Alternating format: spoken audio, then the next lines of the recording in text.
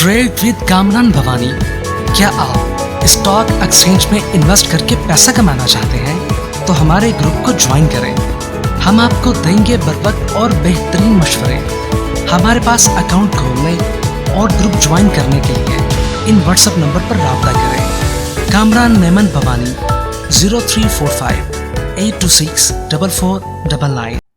बिस्मिल्लाहिर्रहमानिर्रहीम। अस्सलाम मेंबर्स, मैं कामरान मेमन बावनी, आप देख रहे हैं यूट्यूब का चैनल सो क्लेम या ब्लेम नहीं है। आज के इस वीडियो में हम बात करेंगे फंसे हुए स्टॉक्स, आखिर होगा क्या। बहुत सारे स्टॉक ऐसे जो ले लेते हैं और फिर स्टक हो जाते हैं, 2-3 महीने 4 महीने फिर परफॉर्म नहीं करते। ऐसे में इन्वेस्टर परेशान हो जाते हैं कि इनका होगा क्या, ये किस तरह चलेगा। क्योंकि मार्केट जब नहीं भी चल रही होती है तो फिर ज़्यादा एक प्रेशर या एक पैनिक सिचुएशन बन रही होती है। तो आज इसके ऊपर हम बात करेंगे और वीडियो के अंदर कोशिश करेंगे कि उन स्टॉक की बात की जाए। वीडियो स्टार्ट करने से पहले एक अच्छी बात, खौफ खुदा एक ऐसा चिराग है जिसमें नेकी और बदी साफ नजर आती है। अल्लाह ताला हम सबको यानी कि कामयाबी और कामरानी से हमकिनार करे और हमारी रोजी में बरकतें वसअतें अता करे, आमीन। वीडियो को स्टार्ट करते हैं। जैसे कि कल हमने बहुत शानदार रिकवरी देखी थी मार्केट के अंदर और वही चीज़ को आज हमने कंटिन्यू होते हुए देखा। मार्केट एक टाइम पे स्टार्ट हुई पॉजिटिव और तकरीबन 700 पॉइंट प्लस तक चली गई, 775 पॉइंट प्लस तक, और मार्केट ने हाई बनाया 1,84,726 का। लेकिन फिर हमने देखा कि मार्केट में मुख्तलिफ खबरें यानी ईरान अमेरिका के हवाले से, और फिर चूँकि कल भी हमने देखा था कि मार्केट शार्प से जो मार्केट ने पॉइंट्स गेन किए थे जिन सेक्टर्स की वजह से, तो उन सेक्टर्स में हायर साइड से प्रॉफिटिंग आना शुरू हो गई और फिर दोबारा हमने मार्केट को करेक्शन की तरफ जाते हुए देखा। तो मार्केट तकरीबन अगर हम देखें तो 1581 पॉइंट 1581 पॉइंट नेगेटिव गई और इसके बाद क्लोजिंग दी मार्केट ने 1381 पॉइंट के साथ नेगेटिव क्लोज रही। 1,82,569 के करीब नेगेटिव क्लोजिंग दी। वॉल्यूम में अगर हम देखें तो वॉल्यूम्स कल के बराबर सिमिलर ही रहे। 1031 मिलियन के वॉल्यूम्स रहे जो कल भी 1033 मिलियन के थे। तो ओवरऑल वॉल्यूम्स में यानी कि यही करीब करीब वॉल्यूम्स देखे। Top volume leader, top gainers, decliner आपके सामने। अगर हम सेक्टर वाइज पोजीशन देखें तो आज सेक्टर वाइज पोजीशन में हमने ये देखा कि तकरीबन जो यानी बैंकिंग सेक्टर है उसके अंदर हमने प्रेशर थोड़ा सा वापस देखा। बैंकिंग सेक्टर परफॉर्म करते हुए नजर नहीं आए और आज कमर्शियल बैंक के 500 पॉइंट थे, जबकि सीमेंट सेक्टर, फर्टिलाइजर, टेक्नोलॉजी और बाकी सेक्टर हमने प्रॉफिटिंग नहीं की। लेकिन आज ऑयल एंड गैस सेक्टर बड़ा अच्छा परफॉर्म कर रहा था। कमर्शियल बैंक, रिफाइनरीज, ट्रांसपोर्टेशन ये थोड़े से अच्छा परफॉर्म करते हुए नजर आए। कल का अगर हम फिपिलिपी डेटा देखें तो कल के फिपिलिपी डेटा के अंदर फॉरेन कॉर्पोरेट्स की सेलिंग थी 1.26 और जबकि ओवरसीज पाकिस्तानी की बाइंग थी। और साथ ही पाकिस्तान के अंदर कल individuals, companies, NBFC, mutual funds, others, insurance इनकी बाइंग थी। लेकिन अगर नेगेटिव साइड पर देखें तो कल बैंक्स ने कल सबसे बड़ी सेलिंग की थी और ब्रोकर्स ने सेलिंग की थी। उसी की वजह से हमने देखा कि जो आज मार्केट जो प्लस के साथ थोड़ी सी करेक्शन के साथ मार्केट क्लोज रही। इसके साथ ही अगर हम कुछ खबरों के ऊपर अगर हम नजर डालें तो पाकिस्तान में सोने की फी तोला कीमत में 4,300 रुपये बढ़ गई और यानी इंटरनेशनल लेवल पे इजाफा हो रहा है। इस हिसाब से पाकिस्तान के अंदर भी 4,86,162 के करीब ट्रेड हो रहा है गोल्ड।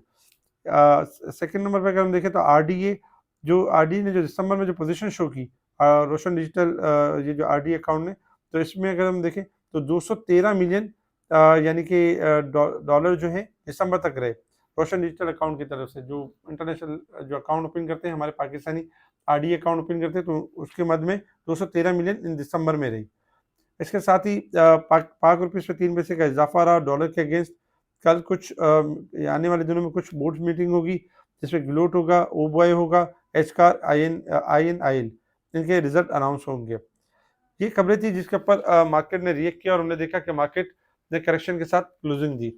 इसके साथ ही अगर हम इंटरनेशनल लेवल्स के ऊपर देखें, इंटरनेशनल लेवल्स के ऊपर इस वक्त क्रूड ऑयल ट्रेड कर रहा है $61.61 के पास। और क्रूड ऑयल यानी कि ओवरऑल देखा जाए तो जंग की जो खबरें चल रही हैं उसके ऊपर मुसलसल यानी कि बेहतर ऊपर परफॉर्म कर रहा है और ऊपर की साइड पे जा रहा है। क्रूड ऑयल का लेवल है 62 का लेवल, 62.30 का लेवल। ये ब्रेक करेगा तो मजीद तेजी होगी, अदरवाइज करेक्शन की तरफ जा सकता है। अगर हम गोल्ड सिल्वर को देखें तो गोल्ड इस वक्त 4,642 है और तकरीबन $43 प्लस है और सिल्वर इस वक्त 9173 है और तकरीबन $5 और 40 सेंट प्लस है। गोल्ड में अगर हम देखें तो गोल्ड 4,600 का लेवल ब्रेक करेगा तो मंदी स्टार्ट होगी, अदरवाइज तेजी के ट्रेंड में रहेगा। सिल्वर में अगर हम देखें तो सिल्वर अगर 91 का लेवल ब्रेक करेगा तो मंदी स्टार्ट होगी, अदरवाइज तेजी के ट्रेंड में रहेगा। जबकि ऑयल सेक्टर को अगर हम देखें डॉलर इंडेक्स को देखें तो डॉलर इंडेक्स इस वक्त गिरावट की तरफ है, 5 सेंट गिरावट की तरफ है। तो गोल्ड डॉलर इंडेक्स मजीद थोड़ा सा यहीं पे एक्यूमुलेट होता रहेगा, 98 का लेवल तोड़ेगा तो मंदी स्टार्ट होगी। Resistance level and support level आपके सामने, मार्केट इस वक्त वीकली बेसिस पे ओवरसोल्ड हो चुकी है और जबकि मंथ और ईयर के हिसाब से ओवरबोट साइड पे परफॉर्म कर रही है। अब आ जाते हैं टेक्निकल चार्ट की तरफ कि मार्केट ने मूव किस तरीके से करना है। टेक्निकल चार्ट पे अगर हम देखें तो कल के दिन मार्केट ने यानी कि एक ब्रेकआउट दिया था और उसके बाद मार्केट का जो ट्रायंगल बना हुआ था, आज हमने वही देखा कि ट्रायंगल के करीब जब मार्केट पहुंची 1,84,000 से ऊपर, तो वहां हमने प्रॉफिटिंग देखी क्योंकि एक बड़ा ब्रेकआउट होना था, लेकिन अभी वक्त उसमें कुछ बाकी था जिसकी वजह से ब्रेकआउट ना हो सका और मार्केट ने वापस अपनी जो सपोर्ट थी कल की 1,82,700 उसी को ही यानी कि हिट किया और थोड़ी सी क्लोजिंग नीचे दी है। कल के दिन भी यही होगा कि ट्रायंगल के करीब मार्केट क्लोज रही है और चूंकि लास्ट में प्रेशर था और प्रेशर होने की एक वजह ये भी थी कि जो काफ़ी दिन जो मार्केट में 3 दिन से जो करेक्शन चल रही थी, उसमें बहुत सारे ऐसे भी यानी अकाउंट्स थे जिनके लेवरेज की पोजीशन, जिनकी फ्यूचर की पोजीशन आउट हो चुकी थी, उसी की वजह से हमने फोर्स सेलिंग देखी मार्केट के अंदर और उसी वजह से हमने देखा कि कुछ स्टॉक्स को लोअर लोग भी लगा, कुछ स्टॉक्स बेहतरीन परफॉर्म भी कर रहे थे, कुछ लोअर लोग साइड पे परफॉर्म कर रहे थे। तो इसी वजह से हमने देखा कि एक प्रेशर जनरेट हुआ। तो कल के दिन इंशाल्लाह एक्सपेक्टेड है कि मार्केट जैसे ही 1,82,800 का लेवल मेंटेन करती है तो इंशाल्लाह बाउंस बैक कर जाएगी और मार्केट फिर दोबारा ब्रेकआउट करने की कोशिश करेगी और 1,84,000 ब्रेकआउट होगा, उसके बाद मार्केट मजीद स्ट्रॉन्ग हो जाएगी। कल के दिन में जो सपोर्ट होगी वो 1,82,500, 1,81,800 और 1,79,800, ये हमारे मेजर सपोर्ट्स लेवल होंगे।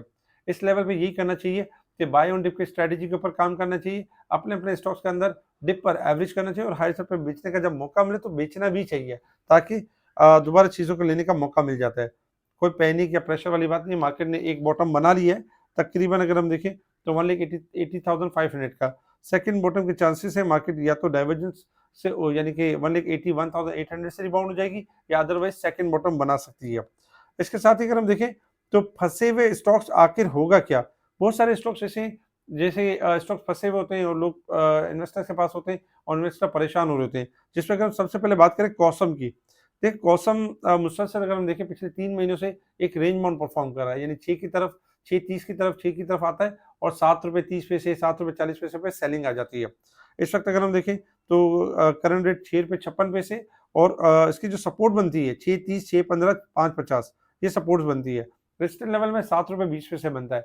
अगर ये ब्रेक करके सस्टेन करेगा तो मज़ीद रैली करेगा। ऐसे में यही करना चाहिए कि ऐसे स्टॉक जब मार्केट डिस्काउंटेड हो, स्टॉक डिस्काउंटेड हो, इंडेक्स भी डिस्काउंटेड हो, तो ऐसे में पोजीशन को होल्ड रखना चाहिए। पैनिक या प्रेशर में आके लोअर साइड पे सेल नहीं करना चाहिए। तो इसमें जहाँ इतना टाइम लगा थोड़ा-सा और टाइम इसको देना चाहिए और किसी भी टाइम इसमें अचानक से रैली बन सकती है। सेकंड नंबर पे अगर हम देखें तो डब्ल्यूटीएल।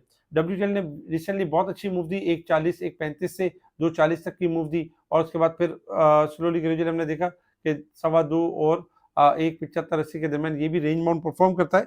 इस वक्त अगर हम देखें सपोर्ट है इसकी 1.64, 1.50 और 1.40 ये सपोर्ट्स है। रेजिस्टेंस लेवल में अगर हम देखें तो रेजिस्टेंस लेवल बनता है 1.97, ये ब्रेक एंड सस्टेन करेगा तो लॉन्ग रैली स्टार्ट हो जाएगी और अदरवाइज इस वक्त 1.76 है। तो आज हमने इसमें भी थोड़ा प्रेशर देखा, लेकिन 2-3 दिन से काफ़ी जमा हो रहा था, इस हिसाब से थोड़ा प्रेशर इस तरह का दिया जाता है और फिर अचानक से चीज़ें रिबाउंड हो जाती हैं। गेल अगर हम देखें तो पिछले 4-5 महीनों से एक रेंज बाउंड परफॉर्म कर रहा है और 500 इसकी जो सपोर्ट बनती है 534, 523 और 500 ये सपोर्ट्स है। रेजिस्टेंस लेवल में होगा 540 और 565, ये 2 रेजिस्टेंस लेवल हो गए, ये ब्रेक होंगे तो मज़ीद रैली करेगा।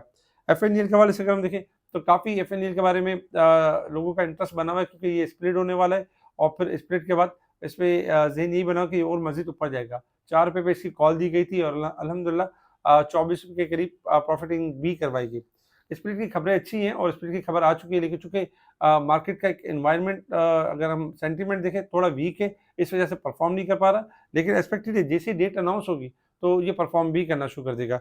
एफएनडीएल की जो सपोर्ट बनती है ₹16, ₹15, ₹14.50 और इसका रेजिस्टेंस लेवल जो बनता है वो 17.80 है। 17.80 जैसे ब्रेक करेगा नेक्स्ट रेजिस्टेंस लेवल की तरफ बढ़ना शुरू हो जाएगा और रिबाउंड करेगा। ऐसे में ऐसे स्टॉक को भी होल्ड करना चाहिए। इसके अलावा भी और बहुत सारे स्टॉक्स होंगे जो आपके पास होंगे, जो फँसे हुए होंगे, जिनमें आप स्टक होंगे, तो उनमें घबराएँ नहीं, इनमें इंशाल्लाह आपको मौका मिल सकता है, उसमें आपको रैली मिल सकती है।